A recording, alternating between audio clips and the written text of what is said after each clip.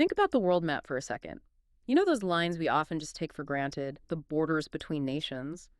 Well, they seem permanent, but actually in 2024 and heading right into 2025, they were surprisingly dynamic, a major source of global tension, really. Yeah, it's almost counterintuitive, isn't it? These things we picture as totally fixed are. Well, they're not. Exactly. And that's the fascinating core of this deep dive, I think. This contradiction between how we think about borders, stable, set in stone, and the reality on the ground, which is often pretty volatile.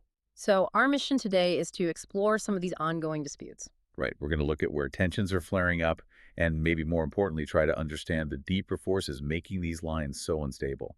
It's not just a list of conflicts. It's about, getting to the heart of why, a shortcut to understanding these critical issues. Okay, good plan. Let's start in Eastern Europe then. The situation between Russia and Ukraine. Obviously, the conflict that began back in 2022, it unfortunately continued to reshape things throughout 2024. Yes, absolutely. We saw those really worrying shifts in the front lines still happening and the continued struggle for control over regions like Donetsk and Luhansk. What's really driving that persistent instability beyond the immediate fighting? Is there any sign of change? Well, diplomatically, major breakthroughs have been scarce, although there were some talks in Geneva late in 2024 that hinted at perhaps some de-escalation. But fundamentally, it's a clash over national identity, historical narratives, Hmm. deeply ingrained stuff. Conflicting views on the territory itself. Exactly. Both sides have completely different perspectives on territorial integrity there. You see this reflected in the international community too, right? That division over recognizing Russian claims versus supporting Ukraine's 1991 borders. Yeah. It makes any kind of lasting resolution incredibly complex. It's not just about who controls what now, it's about totally different visions for the future of that region. Okay, let's shift focus. Moving over to Asia, we saw tensions flaring up again along the India-China border in the Himalayas, Ah, yes, the LAC, the line of actual control. which has always been sensitive and maybe a bit vaguely defined. It became the site of renewed standoffs in late 2024. What's the significance there? Well, the LAC is critical because it is the de facto border, Yeah. but crucially, it's never been formally agreed upon by both sides. That Yeah. ambiguity, it's a constant source of potential friction. And we saw more military buildup. Definitely. A noticeable increase in infrastructure on both sides. It signals a hardening of positions. Each side probably sees its own actions as purely defensive. But the other side sees it as aggressive. Precisely. It's that classic security dilemma. And the risk of unintended escalation, it's very real there. Okay, and then still in Asia, there's the always complex situation in the South China Sea. China's big territorial claims clashing with the Philippines, Vietnam, others. Yes, that's another persistent hotspot. The core issue is sovereignty over islands, reefs, maritime features, but it's tangled up with control over vital shipping lanes. And resources, presumably. And potentially significant natural resources, yes. That naval incident near the Second Thomas Shoal in early 2025 really highlighted how precarious things are. What happened there exactly? It was a confrontation, relatively minor in itself, but it instantly reignited these fundamental debates about international law, freedom of navigation, how far nations will go to assert their claims. Right. Okay, let's turn to Taiwan. There was an election in January 2024, a new president who reaffirmed the island's separate status. That seemed to get a reaction from Beijing. It certainly did. But what's notable is how Beijing responded. It wasn't a direct invasion, obviously. Yeah. Instead, we saw this calibrated increase in military pressure, a significant jump in aerial incursions into Taiwan's air defense zone, the ADIZ, and more frequent naval patrols circling the island.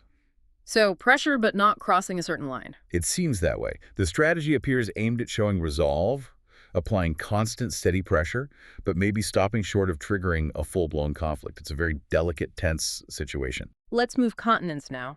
Africa. We have border disputes between Ethiopia and Sudan, particularly around the Al-Fashaga region. What makes that area contested? Al-Fashaga is basically very fertile farmland, and historically, communities from both sides have farmed there, leading to overlapping claims. Okay. But what makes it particularly volatile now is the wider instability across the Horn of Africa. There are multiple crises bubbling up. So the risk is spillover. Exactly. These internal issues and regional tensions could easily ignite something along that already contested border, especially if diplomatic efforts fail or weaken. Things could shift very quickly there. And then also in Africa, Western Sahara, a conflict that's been, well, simmering for decades. We saw a worrying spike in tensions recently between Morocco and the Polisario Front after things had been relatively quiet. Yes, that was concerning. It really shows how these seemingly frozen conflicts can thaw out very fast if conditions change or diplomacy stalls. Why now, do we think? Well, there was renewed violence, and also you had increased diplomatic pressure from Algeria, which backs the Polisario Front, and even some EU states pushing for a resolution. It suggests the long-standing stalemate might be shifting.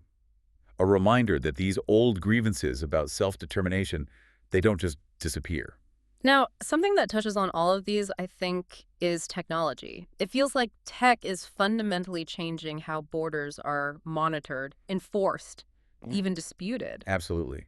It's a huge factor now. Satellite surveillance gives this unprecedented real-time view of border areas. Drones are everywhere for watching, sometimes for enforcement too. And maps, digital maps. Even digital maps, yes.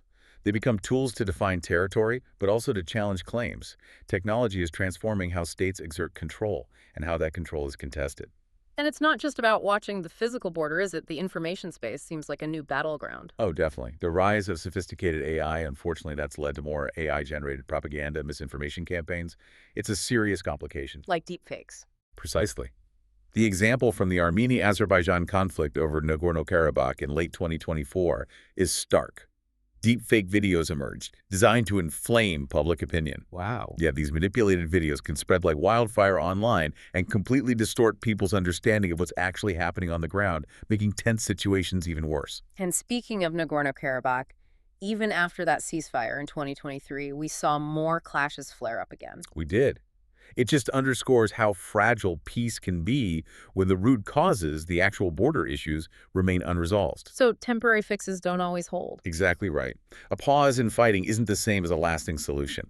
If those fundamental disagreements over territory and sovereignty aren't addressed, the potential for conflict just, it lingers. Those flare-ups are a constant reminder of how deep-seated these disputes are. So when we look across all these different hotspots, Ukraine, the Himalayas, South China Sea, Taiwan, parts of Africa, Nagorno-Karabakh, the big takeaway seems clear. Despite how we like to think of borders as fixed, the reality in 2024 and now 2025 is, well, it's one of significant fluidity, instability, and tension around these lines. Which really brings us to the central question, I think, for you listening. When you consider everything we've discussed, the shifting global power dynamics, this move towards multipolarity, plus the impact of huge factors like climate change, driving migration, and this ever-evolving tech landscape, Yeah. what do you think? Yeah. Are we heading towards borders becoming more stable somehow, or is this trend we're seeing now, this fragmentation, this contestation, is that likely to continue or even accelerate? It's a heavy question, and it really makes you think about how these disputes, even the ones that feel geographically distant, how they ultimately shape our own understanding of, national identity, global stability, especially in a world that's so interconnected now. What role does our perception of these lines on a map, often invisible lines, actually play in shaping our collective future? Definitely something to chew on long after this deep dive is over.